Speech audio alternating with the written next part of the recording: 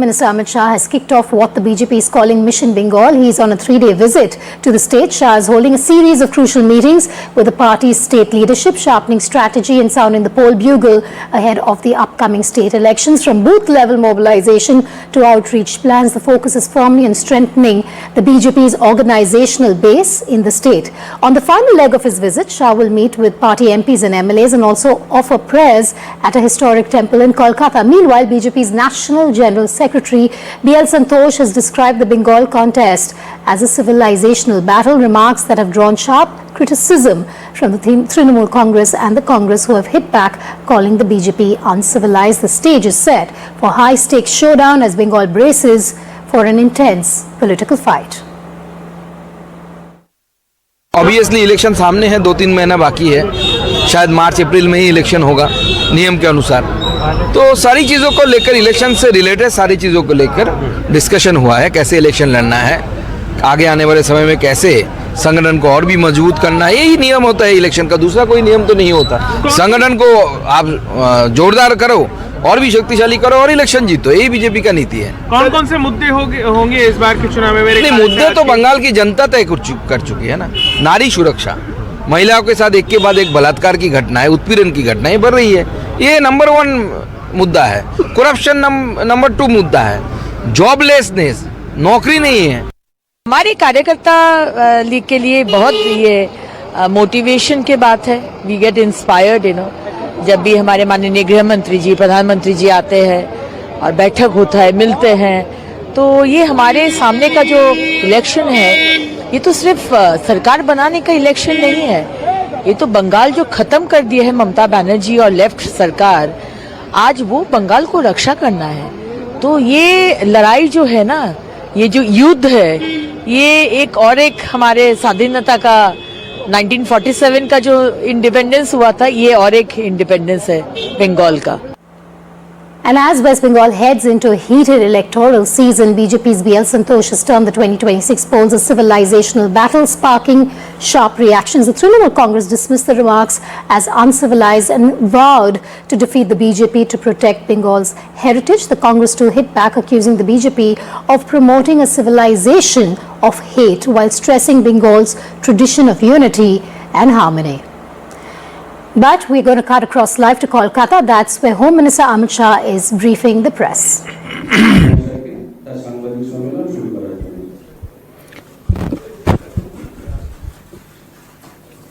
मित्रों, आज सभी का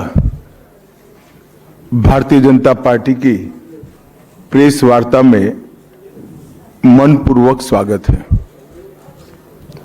आज 30 दिसंबर का दिन है। हम सभी भारतीयों के लिए गौरव का दिन है। आज ही के दिन 1943 में बंगाल की भूमि के सुपुत्र और देश के महान स्वतंत्रता सेनानी नेताजी सुभाष चंद्र बोस ने पोर्ट ब्लेयर में पहली बार आजाद भारत का झंडा फहराने का काम किया था। तो एक प्रकार से हमारे आजादी के संग्राम का ये बहुत महत्वपूर्ण मकाम था।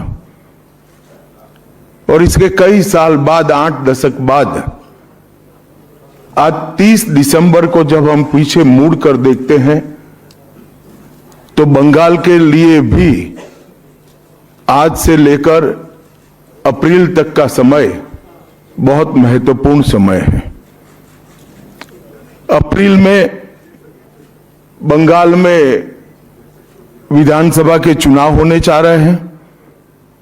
भय, भ्रष्टाचार, कुशासन और घुसपैठ की जगह विरासत, विकास और गरीब कल्याण की एक मजबूत सरकार बनाने का बंगाल की जनता का संकल्प बंगाल में जहां पर भी जाते हैं वहां दिखाई पड़ता है। तृणमूल कांग्रेस के 15 साल के शासन में भय, भ्रष्टाचार और कुशासन और विशेषकर घुसपैठ से बंगाल की जनता चिंतित भी है, भयभीत भी है और आशंकित भी है। हम भारतीय जनता पार्टी के सभी कार्यकर्ता बंगाल की जनता को आश्वासन भी देना चाहते हैं और वादा भी करना चाहते हैं कि मोदी जी के नेतृत्व में बंगाल में भारतीय जनता पार्टी की सरकार बनने के साथ ही यहां की विरासत को हम पुनर्जीवित करेंगे।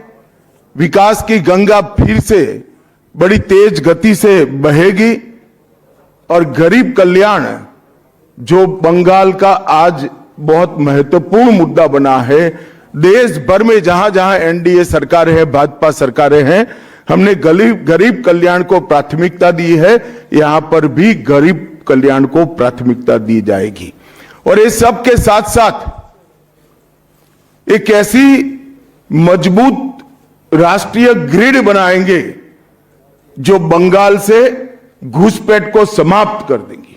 इंसान छोड़ दीजिए, परिंदा भी पैर नहीं मार पाए, इस प्रकार की एक मजबूत ग्रिड की रचना हम करेंगे और न केवल घुसपैठ रोकेंगे, सारे घुसपैठियों को चुन चुन कर भारत के बाहर निकालने का काम भी भारतीय जनता पार्टी की बंगाल सरकार करेगी। आज ममता बनर्जी के नेतृत्व में भ्रष्टाचार के कारण पूरे बंगाल का विकास एक प्रकार से थम गया है। मोदी जी की सारी लाभकारी योजनाएं जो पूरे देश में गरीबी का उन्मूलन कर रही है, यहां पर टोल सिंडिकेट के भेंट चढ़ चुकी हैं और हर योजना डेड एंड पर पहुंच चुकी है। 14 सालों से भय और भ्रष्टाचार ये बंगाल का पहचान बना हुआ है। बीजेपी सरकार का संकल्प 15 अप्रैल 2026 के बाद जब भाजपा सरकार बनेगी, बंग गौरव, बंग संस्कृति, उसके पुनर्जागरण की हम फिर से शुरुआत करेंगे और विवेकानंद जी, बंकिम बाबू और गुरुवर टैगोर और श्यामा प्रसाद मुखर्जी के स्वप्न का बंगाल बनाने का हम फिर से एक बार प्रयास करेंगे। और आज मैं फिर से एक बार कहना चाहता हूं, भारतीय जनता पार्टी के लिए ये बंग भूमि बहुत पवित्र और बहुत मायने रखने वाली है, क्योंकि हमारी स्थापना, भारतीय जनता पार्टी की स्थापना, भारतीय जनसंघ की स्थापना यही बंग भूमि के बड़े नेता श्यामा प्रसाद मुखर्जी ने की है। भारतीय जनता पार्टी की स्थापना से स्वामी विवेकानंद और बंकिम चंद्र चट्टोपाध्याय, इनका अनुकरण भारतीय जनता पार्टी ने अपने सभी सिद्धांतों के अंदर किया है। मित्रों, आज जब मैं कह रहा हूं कि इस बार 26 के बंगाल के विधानसभा चुनाव में बंगाल में हमारी सरकार बनेगी, इसका मजबूत आधार भी भारतीय जनता पार्टी के पास है। मैं आपको 2014 से 2024 तक के चुनाव के यात्रा के परिणामों को बताना चाहता हूं।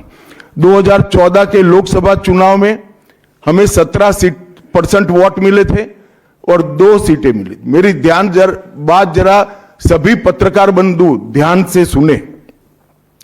2014 के चुनाव में हमें 17% वोट और 2 सीट मिले थे। 2016 के विधानसभा चुनाव में हमें 10% वोट मिले और विधानसभा की केवल 3 सीटें मिली थी।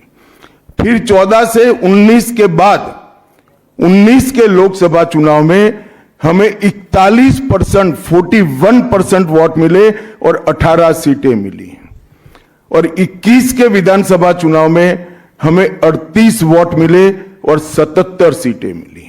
ये बहुत बड़ा अंतर है। जिस पार्टी को केवल 3 सीट मिले थे, वो पार्टी 5 साल के ही अंतराल में 77 सीट प्राप्त करी और इसका नतीजा देखिए। कांग्रेस, जिसकी एक प्रकार से स्थापना ही बंगाल से शुरू हुई, वो कांग्रेस पार्टी बिग जीरो पर पहुंच गई और 34 साल तक शासन करने वाला कम्युनिस्ट गठबंधन भी एक भी सीट प्राप्त नहीं कर पाया और हमने मुख्य विपक्ष का स्थान प्राप्त किया। आज शुभेंदु जी मेरे साथ यहां पर बैठे हैं, वो हमारे प्रतिपक्ष के नेता हैं। 24 के चुनाव में भी हमने 39% वोट प्राप्त किया, 12% सीट प्राप्त की, 12 सीटें प्राप्त की और 26 में हम निश्चित रूप से प्रचंड बहुमत के साथ भारतीय जनता पार्टी की सरकार बनाने वाले हैं। मित्रों, ये 24 से अब तक का समय भारतीय जनता पार्टी के लिए बहुत शुभांकर सिद्ध हुआ है। 24 में लगातार तीसरी बार नरेंद्र मोदी जी इस देश के प्रधानमंत्री बने। उसके बाद महाराष्ट्र में, हरियाणा में, दिल्ली में और अब बिहार में भारतीय जनता पार्टी की सरकारें बनी हैं। 24 के चुनाव में उड़ीसा और आंध्र प्रदेश में भी पूर्ण बहुमत की भाजपा की और एनडीए की सरकार बनी है। मुझे पूरा भरोसा है कि 2026 में बंगाल में 2/3 बहुमत के साथ भारतीय जनता पार्टी की सरकार बनेगी। ये बंगाल की जनता तय कर बैठी है। मित्रों, जहां पर भी बंगाल में जाते हैं, पूरे बंगाल की जनता घुसपैठियों से त्रस्त है। क्या कोई राज्य सरकार ऐसी हो सकती है जो घुसपैठियों की पनाहगाह अपने राज्य को बना दे? राष्ट्रीय सुरक्षा पर एक कितना बड़ा खतरा है, इसका जवाब बंगाल की मुख्यमंत्री ने बंगाल के चुनाव में दे। घुसपैठ रोकने के लिए उनके पास क्या योजना है? आर्टिकल 370 हटता है, वो विरोध करती है। सीएए लाकर बंगाल के शरणार्थियों को नागरिकता देने का हम कार्यक्रम करते हैं, वो विरोध करती हैं। और वो ठीकरा फोड़ते हैं कि बीएसएफ है, वो रोक नहीं रही है। ममता जी, मैं आज आपको इस सार्वजनिक प्रेस वार्ता में पूछना चाहता हूं कि कौन सी सरकार है बांग्लादेश की पूरी सीमा पर जो वाड़बंदी करने के लिए, बॉर्डर पर फेंसिंग करने के लिए जमीन नहीं देती है?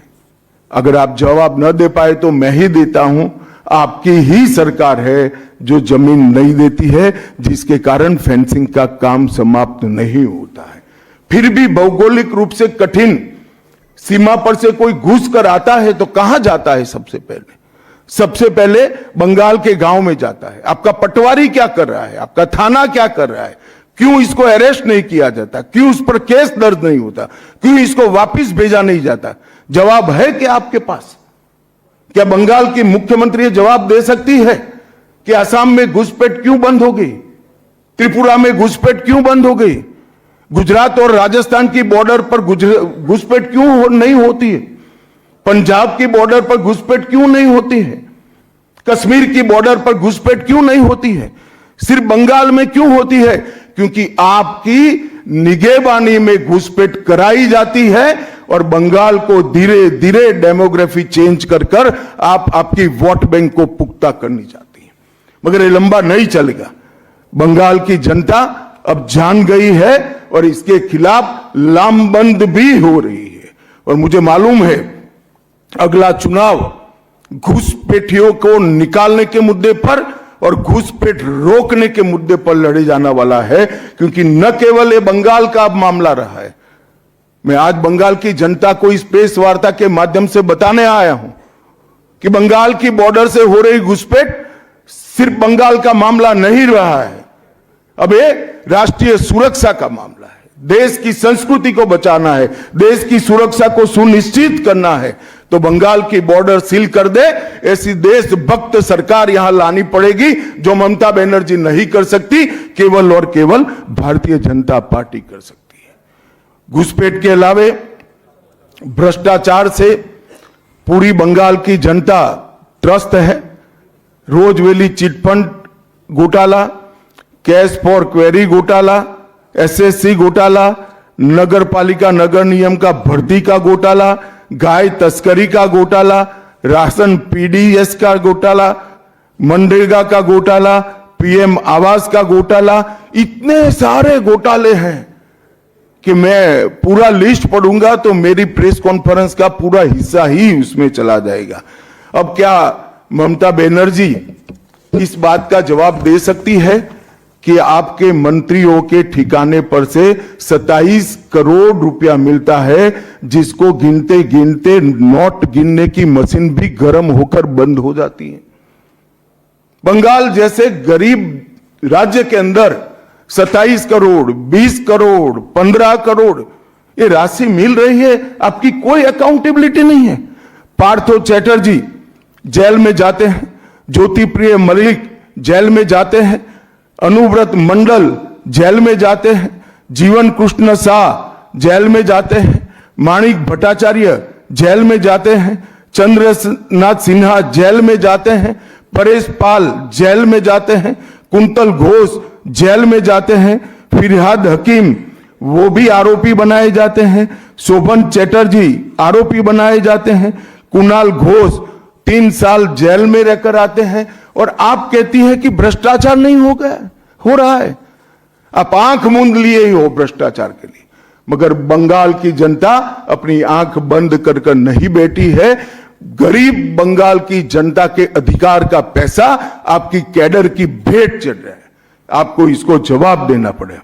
महिलाओं की सुरक्षा एक बहुत बड़ा मुद्दा बना है, और अधिकृत रूप से कहा जाता है कि महिलाएं 7 बजे के बाद अपने हॉस्टल और घर से न निकले।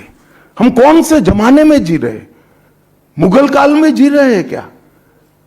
ममता जी, ये आजाद भारत, यहां माताओं बहनों को पूरा दिन जब इनकी मर्जी हो, जब इनको काम हो, घर के बाहर निकलने की सुरक्षा प्रदान करना ये हमारा संवैधानिक दायित्व है, जो देने में आपकी सरकार विफल गई है। आरजी कर मेडिकल कॉलेज का मामला हो, संदेश खाली का मामला हो, दुर्गापुर मेडिकल कॉलेज का मामला हो, साउथ कॉलेज लॉ कॉलेज का मामला हो, हर जगह बेटियां असुरक्षित हैं, और ढेर सारे लोग और ढेर सारी माताएं बहनें ये अत्याचार से तंग आ चुकी है, असुरक्षा से तंग आ चुकी, वो भी राह देख रही है कि कब वोट देने का अधिकार आए और हम इन निकम्मे तृणमूल कांग्रेस की सरकार को हटा दें। सांप्रदायिक तुष्टीकरण को इस राज्य सरकार ने अपनी नीति के रूप में स्वीकार कर लिया है। अब मरहम लगाने का प्रयास हो रहा है, मैं सुबह से देख रहा हूं, मगर अब मरहम लगाने से कुछ नहीं होता है। हृदय पर, बंगाल की हिंदुओं के हृदय पर घाव इतना गहरा बैठ गया है कि कोई मरहम काम नहीं आएगा। अब आपका जाने का समय तय हो गया है। यहां तक इंतहा कर दी, यहां तक कि पार्लियामेंट में वंदे मातरम पर चर्चा होती है। बंकिम बाबू ने रचे हुए वंदे मातरम पर चर्चा हुई, जो गीत पूरे हमारे आजादी के आंदोलन का प्रेरणा गीत बना, वो वंदे मातरम की चर्चा का तृणमूल कांग्रेस विरोध कर रही है, क्योंकि उनकी वोट बैंक इससे नाराज हो रही है। ये बंगाल की जनता कभी सहन नहीं करेगी। एक जमाना था मित्रों कि भारत के जीडीपी में बंगाल का योगदान 10.5% था और तीसरे नंबर पर था। जीडीपी में योगदान की दृष्टि से हमारा बंगाल तीसरे नंबर पर था। तीसरे नंबर पर से सरक कर ये 49 साल में वो 22वें नंबर पर आ गया। अब नीचे कोई जगह ही नहीं बची। बंगाल का इतना आर्थिक पतन कभी नहीं हुआ है। ये कम्युनिस्टों के शासन के पहले, तृणमूल के शासन के पहले प्रति व्यक्ति बंगाल की आय राष्ट्रीय औसत से 127% ज्यादा थी। 127% थी। देश में नागरिक 100 रुपया कमाता था तो बंगाल में 127 रुपया कमाता था। आज देश का नागरिक 100 रुपया कमाता है तो बंगाल का नागरिक 73 रुपया कमाता है। ममता जी, आपको इसको जवाब देना पड़ेगा। हर प्रकार के उद्योग की शुरुआत एक जमाने में इस सुजलाम सुफलाम भूमि से हुआ था और इसी के आधार पर सोनार बांग्ला की परिकल्पना की जाती थी। वो बंगाल में आज भ्रष्टाचार, घुसपैठ, और टोलबाजी के कारण सारी इंडस्ट्री वापिस जा रही है। केंद्र सरकार की योजनाएं लागू करने में उनको अपनी वोट बैंक गंवाने का डर है। पीएम किसान देरी से लागू किया, बंगाल के किसानों का 10,000 करोड़ रुपया चला गया। आयुष्मान भारत आज तक लागू नहीं किया और बहुत आयुष्मान भारत से बहुत एक प्रकार से कमियां वाली स्वास्थ्य साथी की स्कीम लागू की है। मुझे बताइए, कोई बंगाल का नागरिक भारत में कहीं जाता है और बीमार पड़ गया, स्वास्थ्य साथी स्कीम उसको बाहर के अस्पताल में इलाज करवा पाएगी क्या? नहीं करवा पाएगी। क्या गुनाह किया है बंगाल के गरीबों ने? देश भर के गरीबों को 5 लाख तक की पूरे स्वास्थ्य की गारंटी मिल रही है। अरे कई राज्यों ने किया कि केंद्र 5 लाख दे रहा है, उन्होंने और 5 लाख जोड़ दिए। आप केंद्र के 5 लाख इसलिए स्वीकार नहीं करना चाहते हो कि नरेंद्र मोदी से आपको डर है। डर तो ठीक ही है, क्योंकि मोदी जी की लोकप्रियता बंगाल में दिन प्रतिदिन बढ़ती है, मगर इसके कारण गरीबों का आप नुकसान कर रही हो। वो बंगाल के गरीब जरूर हिंसा और प्रतिशोध की राजनीति, पूरा देश ऐसी आशा करता था कि यहां से कम्युनिस्ट जाने के बाद हिंसा और प्रतिशोध की राजनीति समाप्त हो जाएगी, मगर हुआ उल्टा। इन्होंने तो कम्युनिस्टों को भी अच्छा कहला दिया। मित्रों, अब तक 300 से अधिक भारतीय जनता पार्टी के कार्यकर्ता मारे गए हैं। 21 के चुनाव के बाद लगभग 3,000 कार्यकर्ता विस्थापित बनकर आज भी अपने गांव में नहीं लौटे हैं। उनको दबाव बनाया जाता है कि आप तृणमूल का झंडा उठाओ तभी गांवों को रहने देंगे। क्या ये स्वस्थ लोकतंत्र की निशानी है? कोई व्यक्ति अपने किसी राजनीतिक दल में काम करना है, वो स्वतंत्र रूप से तय नहीं कर पाएगा? वो ममता जी मुख्यमंत्री की चैम्बर से तय करेगी क्या? ममता जी, जितना भी प्रताड़ना करना हो करो, बंगाल की जनता अब तय कर बैठी है। इन्होंने भाजपा के कार्यकर्ताओं को हर तरह से प्रताड़ित किया, यहां तक कि महिलाओं पर बलात्कार भी किए गए। मैं अपना रिपोर्ट नहीं दे रहा हूं, नेशनल ह्यूमन राइट कमीशन का रिपोर्ट है। इसका भी जवाब ममता जी को देना पड़ेगा। ममता जी ने सारी संवैधानिक औचित्य को समाप्त कर दिया। किसी भी राज्य में प्रधानमंत्री जाते हैं तो देश के प्रधानमंत्री होते हैं। कई राज्यों में हमारी सरकार नहीं, कहीं ऐसा व्यवहार नहीं होता। वंदे भारत ट्रेन देने प्रधानमंत्री आते हैं, ममता जी स्टेज पर नहीं जाती हैं।